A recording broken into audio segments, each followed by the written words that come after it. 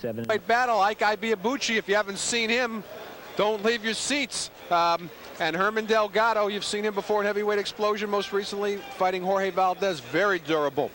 And, you know, John, in our last Heavyweight Explosion show, both fights went the distance, so we had some great fights that took place afterwards with some terrific prospects. One of them was a fellow we had named Greg Pickram taking on Johnny Ruiz and Bobby Harris.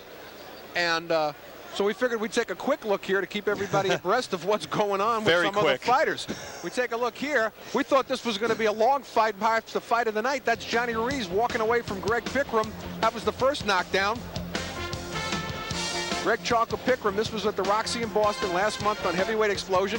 You see Pickram already holding on, trying to hold that right hand of Ruiz. Ruiz was coming off a one-round knockout loss to David Tua. This was his first fight back. They thought he might be the trial horse, and that was all they wrote for Pickram. Very disappointing loss for him, a big win and a big comeback for John Ruiz. Then we saw Bobby Harris against Tony Daly, another big prospect. Referee gives a standing 8 count to Tony Daly over there. Harris comes flying back in, he's undefeated. And that was all they wrote, good stoppage, as well as Daly just rolled around on the ground. Bobby Harris, we'll be seeing him again, I think possibly even in our September Heavyweight Explosion. John Ruiz, a lot going on for him, but now we got an 8-round heavyweight bout. Ike Ibeabuchi against Herman Delgado, the same Ike Ibeabuchi who you saw knock out Greg Pickram back in September of '95 on the Cedric Kushner Sports Network. There's Big Ike, they call him the President. He's training down in Texas. Herman Delgado, his opponent tonight. Key thing here and a good benchmark for Ike's punching power is Delgado is durable. He went the distance with Peter Smith in Nevada. He went a strong 10 rounds with Jorge Valdez back in March. But another thing to look out for tonight is he came in heavy. Delgado showed up at 222 pounds. He weighed 213 for his last fight for Valdez, 212 against Peter Smith. Now we go up for our official introductions from Mark Biro. Ladies and gentlemen, Cedric Kushner Promotions, along with Players Island Casino and Corona Extra, La Cerveza Más Fina, presents 8 rounds heavyweights. Your referee for this event from Houston, Texas, Ronnie Ralston. Introducing now the principals first in the blue corner to my left, wearing the navy blue trunks, weighing in at 222 pounds with a professional record of 11 victories, 5 defeats, 1 draw. He has 8 knockouts to his credit. He hails from El Paso, Texas. Here is Herman Delgado. His opponent in the red corner, wearing the black trunks with white accessories. He weighs in at 237 pounds. He is undefeated in 10 professional fights with 8 knockouts. He hails from the great country of Nigeria. However, he makes his home now in Dallas, Texas. Here is Ike, the President, Ibeabuchi. 8 rounds, heavyweights. Okay, gentlemen, you received your instructions in the dressing room. 11-5-1, 8 KOs. Keep in mind, Delgado's only been stopped 1 time, and we're fighting under Louisiana rules tonight. 10-point must system in effect, standing 8 count, 3 knockdown rule. Only the referee can stop the fight, and you can be saved by the bell in the last round only. Scheduled for 8 rounds. In case anybody's wondering about Ike and his ring attire, if it looks familiar, he loves Mike Tyson, and you could tell just by how he carries himself. He loves Tyson's style. In fact, he went to China one time and he said everybody was calling him Tyson. He says he likes Tyson because Tyson goes for the kill. Ike Ibeabuchi, scheduled for 8. He's never been past 6. 8 of his fights by way of knockout. He went 6 rounds back in March of '95, and one of his fights that went the distance against Keith Walton, winning a 6-round decision. Hasn't fought since May 24th when he stopped Mike Ackley in 1 round. Delgado's last fight was, of course, the loss to Jorge Valdez, losing a 10-round decision. Was not down in that fight. That was back in March of this year. Only stopped one time in his career, and that was against Kenny Keene. Kenny Keene stopped Herman Delgado, mostly on cuts from what I've been told, in the 7th round. That was in March of '95. So durable is Delgado's middle name, but again, came in at 222 pounds today. Heaviest he's been in his pro career.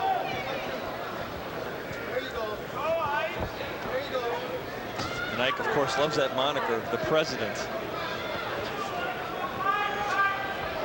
He moved from Nigeria only in 1993, immediately relocated to Dallas. But he wasn't informed. He thought Eisenhower was still president. That's why he took the name. I like Ike. He found out Ike was dead. It was like, well, his name stuck. Good body work there by Ibeabuchi.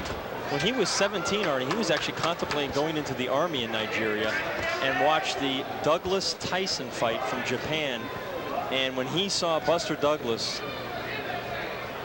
succeed in that tremendous upset, knocking out Tyson, he said, hey, if he can do it, why can't I? Immediately decided he was going to become a professional boxer. Looks easy on TV, but so far Ike's doing very well. Again, undefeated, 10-0, 8 knockouts. Little under a minute to go in round number 1. We're scheduled for 8. No fight of Ibeabuchi's has gone the distance since March of '95. On the other hand, Delgado only stopped that one time. So it'll be a nice benchmark for Ibeabuchi if he could stop Herman Delgado. I like Ike's patience in this early round. He's establishing his jab. He's missing a couple times with the right hand. He missed with the uppercut, but he's going to find that range soon.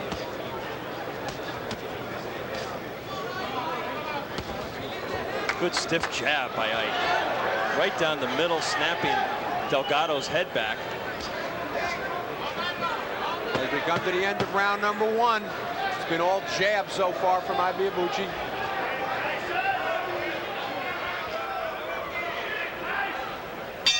The bell, the end of round 1.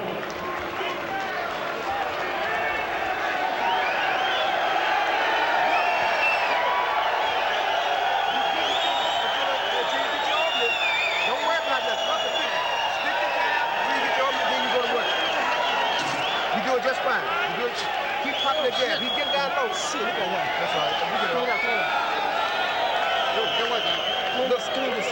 Look, when he goes down low, you got to get down there with him and bring him up out of there, okay? But you keep sticking your jab just like you're doing. Don't stop that now. And we take a look at the jab here in action from round number 1. Very improved jab, I might add. Last time I had the opportunity to see Ike in person was when he knocked out Greg Pickram, and that was back in September of '95. He took Greg out in the 3rd round, but had a lot of trouble before that, and the jab looked nothing like that. Seconds out, seconds out. We approach the 2nd round.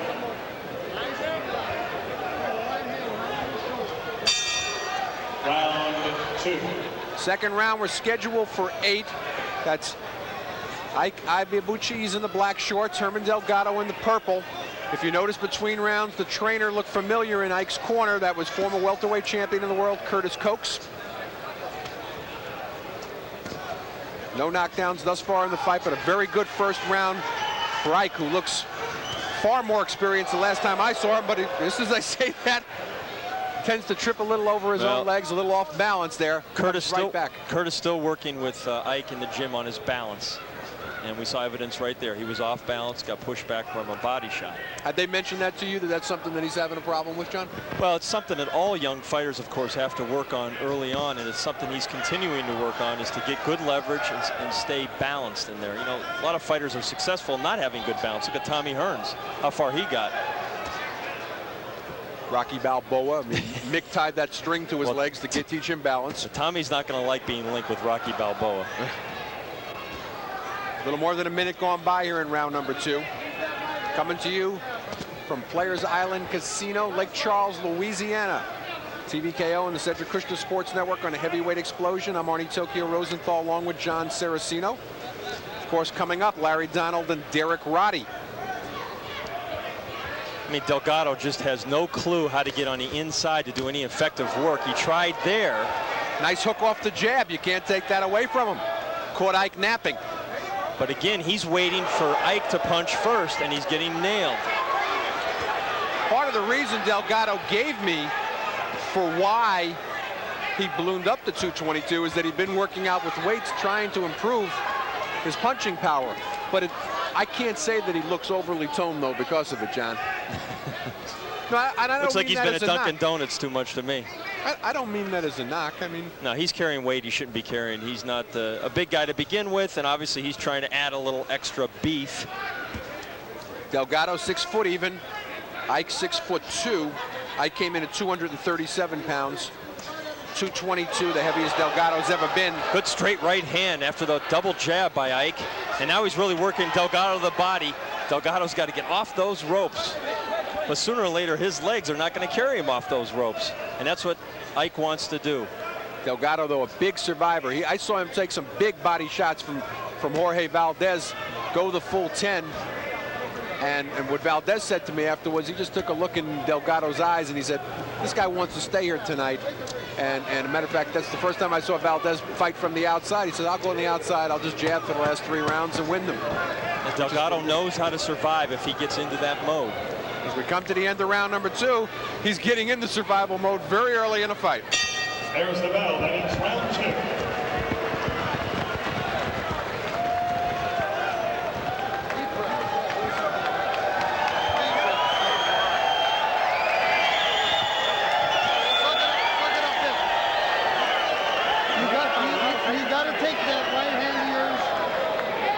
Start picking that jab a little, okay? Right. That jab is what's knocking you off balance, and he's setting you up. Because that right ain't... Right, no, that right he ain't gonna hit you all night with it. He can pack that away. But that jab is knocking you off balance. And we take a look at action from round number 2, and there's the jab that Chuck McGregor's talking about, and Herman Delgado's agreeing with him, John. That jab's knocking him off balance. And it's setting him up for the right hand. Exactly. And we take a look there, looking very fresh, Ike Ibeabuchi. All of 23 years of age. This is round 3. Heavyweights, 3rd round scheduled for 8. No knockdowns thus far in the fight. Ibeabuchi winning, though, unofficially on both scorecards. In between rounds, Chuck McGregor, who you've seen in the corner of Obed Sullivan, trying to talk to Delgado, telling him he's got to start picking those jabs off. And he's got to start throwing punches. He's got to make Ibeabuchi think twice about merely walking in on him. He's not done that thus far. I mean, Ike's showing almost no respect for Delgado, just moving forward, doing what he wants when he wants. He's imposing his will, which at this point has been considerable. Ike's in the black shorts, Delgado in the purple. That's one thing Curtis Coates is trying to do. He's trying to slow Ike down a little bit. Ike really wants to fight guys that are in the top 10 right now. He believes he's ready.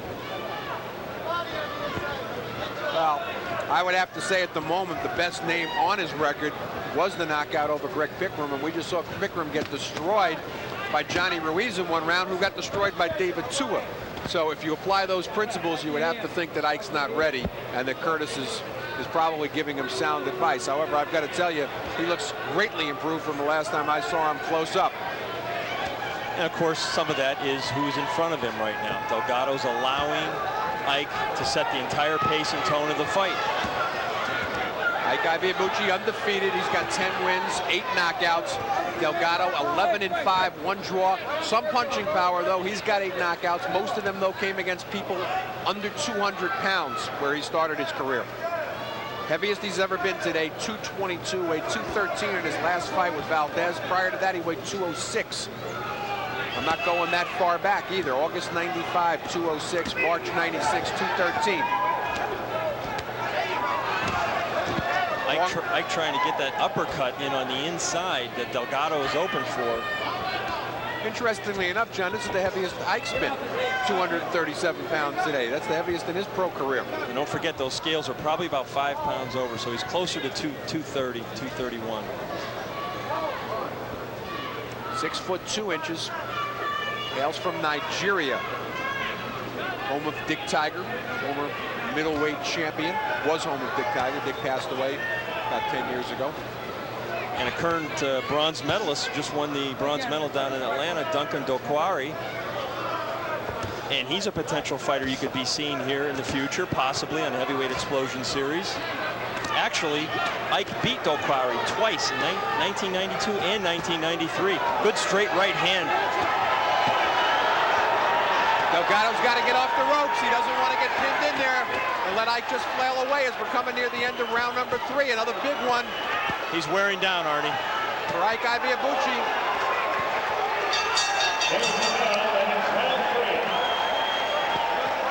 You know, John, you said at the end of the round that Delgado's wearing down. I've seen him in that situation before where he looks like that, and at the end of the fight, he's there when the decision's announced. However, and again, this is where you can really measure the improvement on Ike Ibeabuchi. If he can stop a fighter like Herman Delgado that's gone the distance with Valdez, South African Peter Smith, very good yardstick. You got him with you. You need some more water? Huh? He might be trying to make another run at you, Ike. Just be ain't got much left. You need to get your hands up a little bit. Get your hands up now. Get your hands up. I don't want you to get hit on the chin. Get your hands up. You drop that left hand. Get it up, okay? Okay, right. Okay. Sit in there. Sit in there. We want to stay with that jab. It's working all night, all right? Take a deep breath. Suck it up. The next time you go after him a little bit harder. Okay. We're gonna get Seconds out. Seconds out. We approach the 4th round.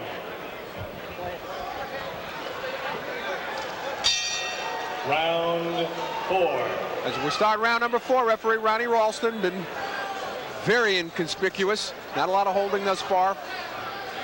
It's been all Ike Ibeabuchi unofficially. John, I've got a shutout for Ike 3 rounds to none. But interestingly enough, you listen to Curtis Coates. He said, watch out, Delgado will make one more run at you before he's finished. Curtis has been around. He knows what Delgado is capable of trying to mount one last stand. Ibeabuchi, I'm really impressed with his poise and the fact that he's continuing to use his jab. Even though he senses he can take this guy out possibly when he wants to, he's taking his time and trying to break him down properly. And again, I go back to Delgado's last fight with Valdez. I remember I called that fight thinking a half a dozen times during that fight, Delgado will quit on the stool, he'll get dropped, he'll get cut, he'll look for an excuse to get out of there, and there he was at the end of round number 10. Ibeabuchi also shows very good hand speed for a heavyweight. When he doubles on the jab, though, he's tentative. He's not making a good step in on the second jab, and hence the right hand's not landing. He is missing. Oh, that right landed, though. Off one jab. Great right hand lead. Oh, he missed with that uppercut. And a good thing for Delgado that he did, as we're that would have ripped his head off. Halfway gone in round number 4. This is scheduled for 8. Delgado ate a mean right hand there. There also comes a point, too, when a guy is still in there with you and you're unable to get him out, where it starts becoming a negative for you. Well, like I said, Valdez told me after that fight, he just looked in Delgado's eyes and he said, this guy's not going home. I'm going to sit on the outside and jab and take the last 3 rounds and take the decision. Ibeabuchi has a nice assortment of punches. You see him still trying to land that right uppercut on the inside, and he's getting ready to set up some power punches here, Arnie. He has that look on his face where he's saying to himself, I want to get this guy out of here. But you know what? The reason he can't land that uppercut on the inside is Delgado's too experienced and too shifty. You're not going to land that kind of punch on him. If you get him close, at close quarters, Delgado puts the gloves up in front of his face and picks off the majority of those shots. You're right. Yeah, but you won't land a clean punch, which makes you wonder why he doesn't stay inside. You see, he caught that uppercut right on the gloves, blocked it beautifully. He's run to 30 seconds to go in round number 4. That's Ike Ibeabuchi. He's in the black shorts. Delgado in the purple. Got hit though with that overhand right. Good left hook to the body. Beautiful left hook to the body. He hasn't been doing enough of that. Curtis Coates telling him, after you drop that body shot, go upstairs. Only 5 seconds to go in round number 4. Oh! Another body shot. Can't be saved by the bell until the last round. Ronnie Ralston counting over Delgado, takes the 8 count. He's going to go back to the corner. Ralston asking him. Ralston says, no, that's it. Delgado tells him he doesn't want to go on. 2 body shots stops Herman Delgado. Murderous punching to the body by Ibeabuchi. And Ike doing something that Jorge Valdez couldn't do, Peter Smith couldn't do, and that's he stopped Herman Delgado on body shots. And if he would have done that just a little bit sooner, he got away from that. He wanted so much to establish a jab first, but once he went to that body and doubled up with that left hook, Delgado had nowhere to go but on the canvas. Well, I've got to tell you, John, in retrospect, it was good work for him. He got to experiment with that jab a little bit, trying to double up and come over with the right. He doesn't have that down just yet. We take a look at the knockdowns here. Fourth round action. Watch this left to the body. Misses with the uppercut. Nice overhand right. And there's that left hook to the body, and down to one knee goes Delgado. Ibeabuchi throws nice, straight, clean, hard punches. That's what you're seeing, and in combination, and there's that left hook. That was the second knockdown. Once he already had tapped that side, all he had to do was touch it lightly. Delgado went down again, and he wanted no more. You know, you take a look. He got some good work in, tried to work that uppercut, learned that he couldn't do it yet, and we're going to get our official announcement from Mark Biro. Ladies and gentlemen, the time, 2 minutes, 59 seconds of the fourth round. The winner by technical knockout and still undefeated, Ike, the President, Ibeabuchi. Ibeabuchi. Well, he drops Herman Delgado twice in the fourth round. He improves to 11-0. That's his 9th knockout. And as we had mentioned before, in terms of, John, you have to take a look at who he's beaten now, what those other guys have done, and I'm impressed with how he stopped Delgado. I tell you what, Arnie, he's got my vote, does the President, as a guy who belongs on any list of up-and-coming heavyweights. Well, speaking of lists, and we're going to get to a new feature here. Monday. And no losses includes 4 by knockout.